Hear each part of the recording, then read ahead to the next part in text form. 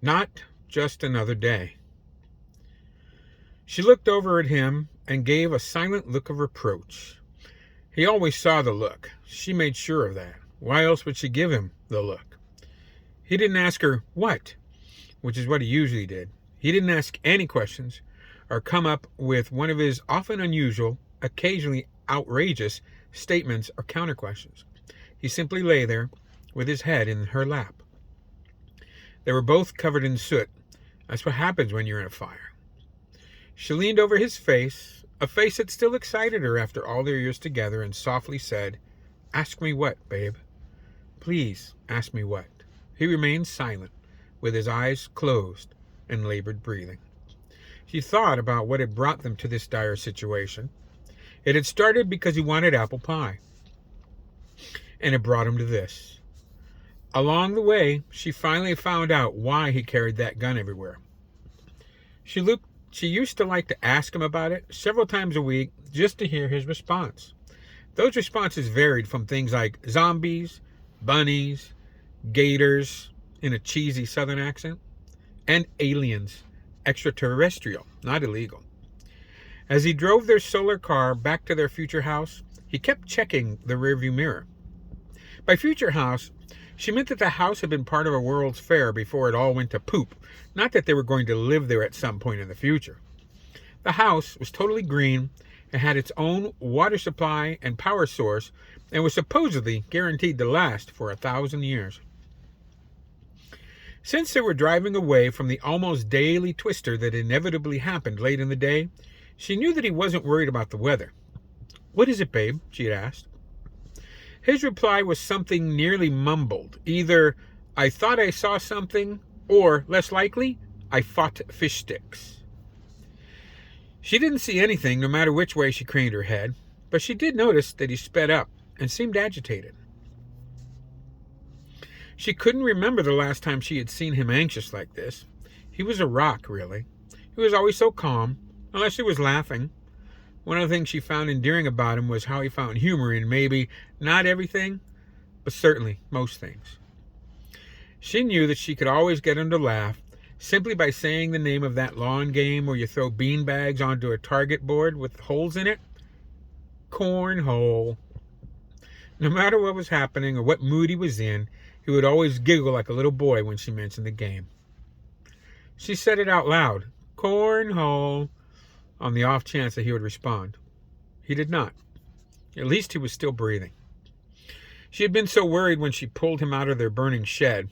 His pant legs were scorched and the bottom of his shoes were melted. She remembered their first date so many years before. They had met online, back when it was becoming more and more common and less desperate. She was actually the one to reach out to him because his profile picture showed him standing at the entrance to the happiest place on earth. They were both big fans of the Empire of the Mouse, and she had asked him if he went there a lot. Fast forward 2 years later, and he surprised her with a karaoke proposal. His breath faltered momentarily, and it made her breath catch in her chest as well. She hadn't seen the crazy who shut up in their backyard while he was in their large shed.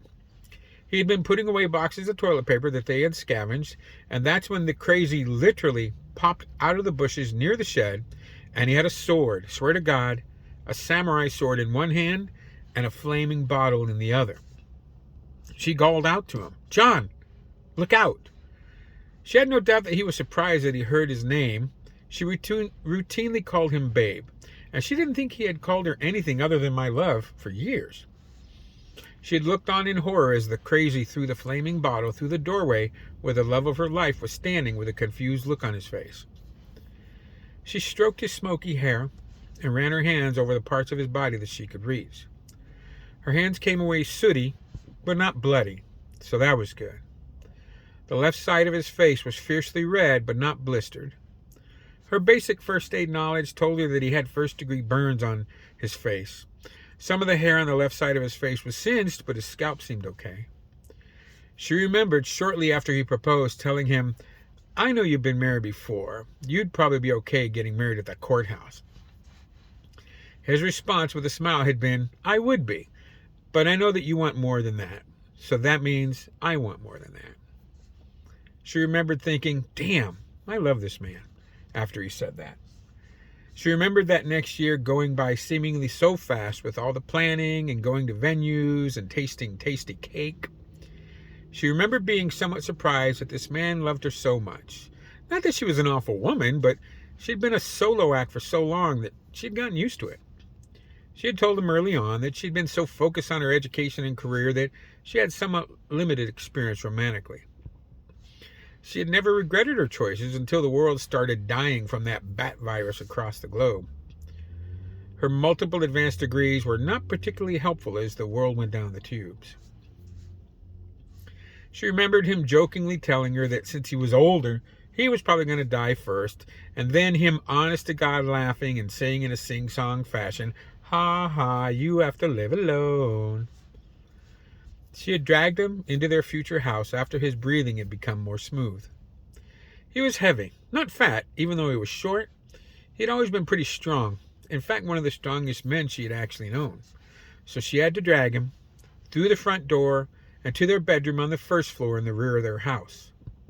They usually liked to stay in their basement because several times a week there were tornadoes in the afternoon or evening, and nothing says storm safety like a deep, sturdy basement. After he was put to bed, which was after she had stripped and cleaned him up, she went back outside to take care of the situation. She made sure that the shed was out. Their shed was a future shed like the house and should not have caught fire like it did, even with the pyromaniacal bottle. It wasn't until after she had driven their solar car partly through the side of the shed so she could have a non-flaming entry and pull her husband, who was actively on fire, to safety, that the anti-fire system had activated quite vigorously. She remembered the crazy turning towards her after the shed started ablaze, and she remembered him taking 3 steps toward her with his sword held high.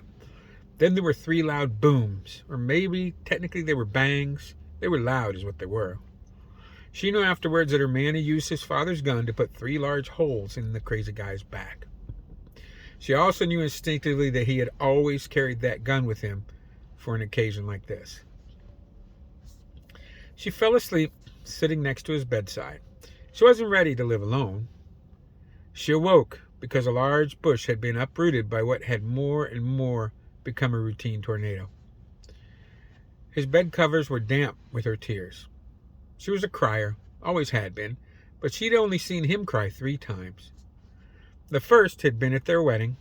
Maybe you could call it cliche, but she had always thought that things became cliche because they were so true or right. The second time had been on their first anniversary. She had found a craftsman who had made a canvas art piece that had each of their wedding vows, his on the left side and hers on the right. The third, and maybe last time, had been several months after the virus started on its path to killing humanity. He had gotten news that his only daughter had succumbed to the damn thing. The dawn came as she mused over tears. She didn't know how much longer she sat there till he took a deep breath and coughed several times. She looked at him in the dim light and she could see his eyes flutter open. She looked over at him and gave a silent look of reproach. He saw the look. He always saw the look. In a low and raspy voice, he asked her, "What?"